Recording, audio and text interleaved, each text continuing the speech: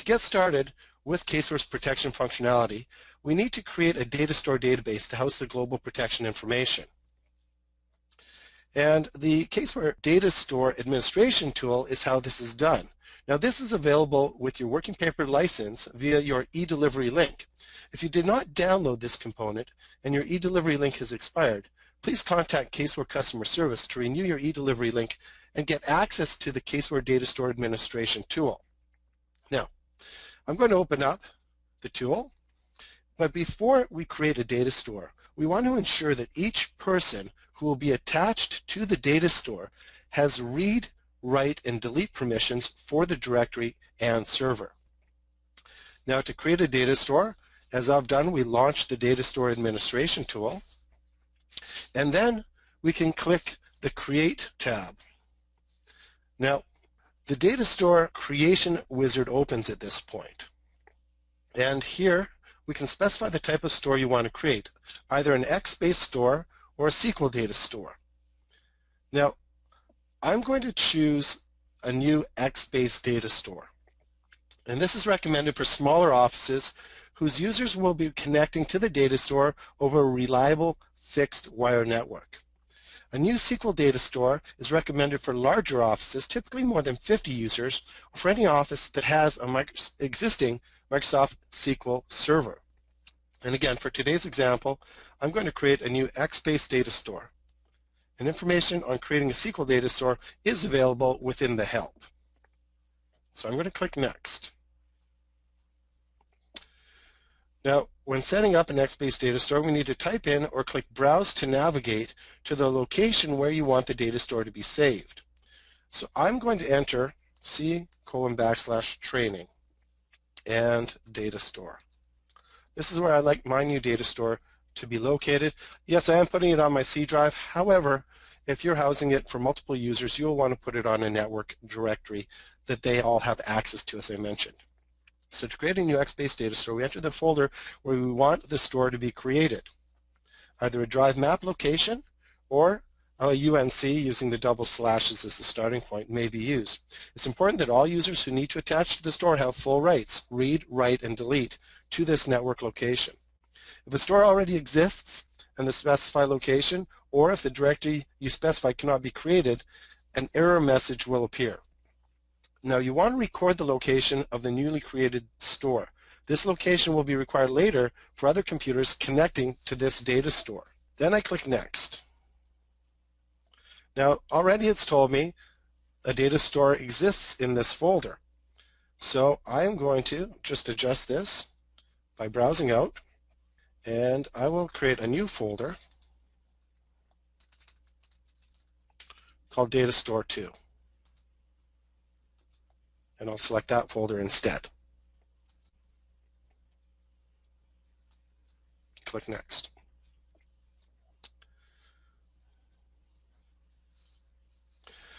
Now, it gives us the option for our data store creation options, where we can import an existing data store or create a new blank data store. To create a new and empty data store, we would select Create a Blank Data Store. To import data from an existing data store, we would select Import from an existing data store. If you select Import Users and Groups option, you must also provide the import location, the administrator name, and password. Now, you can also import users from the EM database, that's the employee database, where all of your employee information can be safely stored.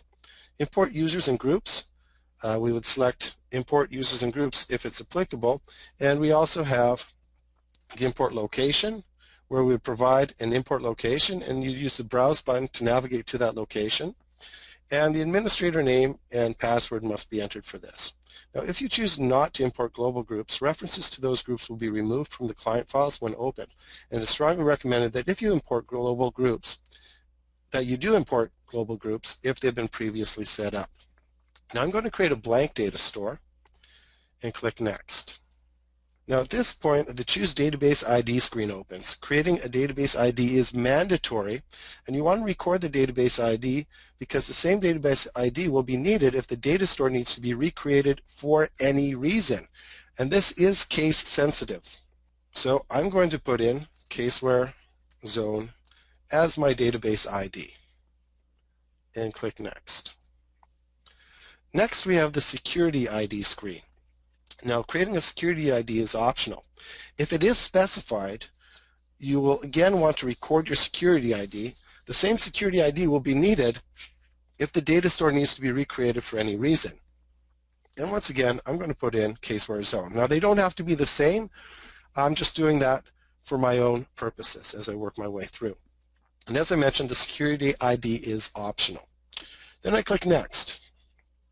At this point, the Choose Connection File screen opens, where we type in the location or click to browse and navigate to a location to save the connection file, the CWC that we see right here. Now, this file is going to be distributed to all staff members that I want to connect to this data store, and they will need to double click on that, which will launch the data store connection and connect their working papers implementation with this particular data store. So I'm going to leave that in this directory, and I'll click Next. The data store creation wizard complete screen then opens, and it gives me a snapshot of what I've just done.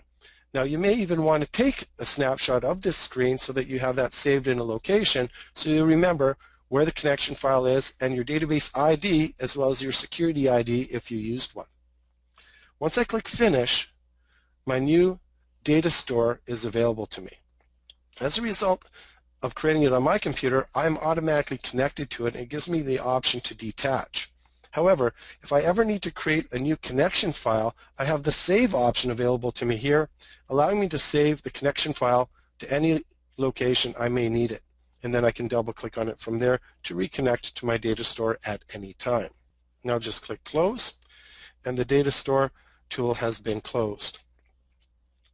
Now, all of the information regarding the newly created SQL or X-based data store connection file database ID and security ID is displayed in that last screen. If you created an X-based data store, a .cws file will be created in the location that you specified. The .cws files point to the location of the data store. If you created a SQL data store, a .cwc file will be created in the location you specified, and the .cwc files are connection files used to connect or disconnect other users to your data store. So opening the folder, I'm just going to go to my Windows folders, File Explorer, and we're going to go to my C, Training, and Data Store 2 folder, where the connection file is located, and double-clicking the connection file will associate my Working Papers installation with the new data store database. Now, we'll be coming back to Working Papers momentarily, so for now I'm going to close Working Papers, and it does indicate that I must close Working Papers and restart it for that connection file to take effect.